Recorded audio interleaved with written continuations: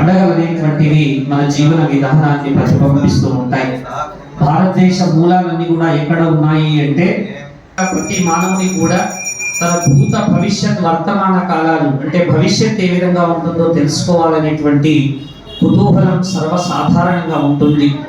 ప్రతి ఒక్కరూ కూడా భవిష్యత్తు మీద ఆశ నిలిపి ప్రస్తుతం మనం ఉన్న స్థితి నుండి ఉన్నత స్థితికి ప్రయాణించడానికి ఏం చేస్తే మనం జ్యోతిషము కల్పము అనేటువంటి 6 వేదాంగాలను కూడా భగవంతుడు ప్రసాదించడం జరిగింది.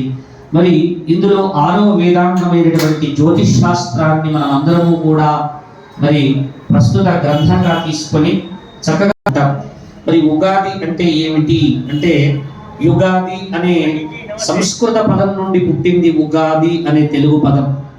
ఏమిటి అంటే ఉగాది అంటే ఉగస్య ఆది, నక్షత్రము నడకను ఉగా అంటారు. కాబట్టి నక్షత్రం ఎప్పుడు ప్రారంభమైన ప్రత్యేకంగా తెలుగు సంవత్సర 2 తెలుగు రాష్ట్రాల్లో కూడా మరి మొదటి నెల చైత్రమాసంతో ప్రారంభం, కొత్త సంవత్సరంతో ప్రారంభమయ్యేటువంటి పండగ ఈ ఉగాది.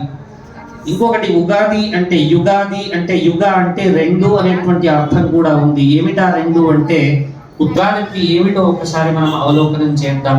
ఒకానొకప్పుడు సోమకుడు అనేటువంటి ఒక రాక్షసుడు బ్రహ్మ దగ్గర నుండి అపౌరుషేయాలైనటువంటి వేదాలను తస్కరించి దొంగతనం చేసి సముద్రంలో దాచాడట ఆ వేదాలను.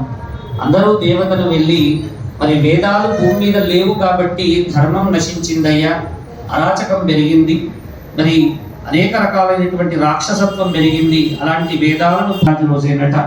అలాగే విక్రమార్కుడు అనేటువంటి ఒక గొప్ప రాజు విక్రమశకాన్ని పరిపాలించి 1000 సంవత్సరాలు అప్రతిహతంగా మన భారత పెట్టింది కూడా అభివృద్ధి చేసింది కూడా ఈ యొక్క ఉగాది రోజు నుంచే.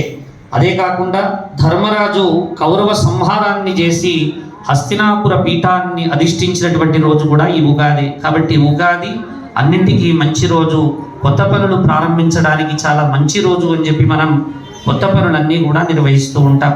మరి ఈ ఉగాది రోజున ఏం చేయాలి, ఎవరిని అలాటాక్ష కాలకాల కృపానిధి, ఎవరయ్యా భగవంతుడు అంటే కాలమే భగవంతుడు.